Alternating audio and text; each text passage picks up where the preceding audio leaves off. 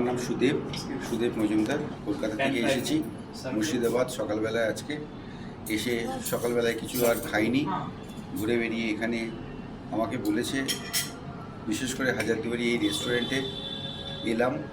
প্রথমে কি খাবো কি বলবো কিছু বুঝতে পারছি না, দেখে মনে হচ্ছে কোনটা বলবো। তারপরে জিজ্ঞেস করলাম, একজন নাম হচ্ছে রবিউল, সে আমাকে সাজেস্ট করলো আপনি মাটন বিরিয়ানি খান, এটা লেস স্পাইসি এবং খুব ভালো হবে। তো একটু দোনামোনা করেই প্রথমে অর্ডারটা দিলাম। দেখলাম, জিজ্ঞেসও করে নিলাম মাটন বিরিয়ানির মাটনটা কি ওয়েল কুকড হবে।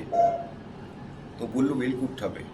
নিজেদের মধ্যে আলোচনা করছিলাম, বললো তো ওয়েল কুকড, কিন্তু হলো না। কিন্তু আমি যে এক্সপেক্ট করেছি যতখানি কুক হওয়ার কথা ছিল তার থেকেও বেশি কুকড, এবং যথেষ্ট ভালো লাগলো এখানের বিরিয়ানিটাকে। তার থেকে বড় কথা হচ্ছে every spoon of biryani is having a same test, which is good.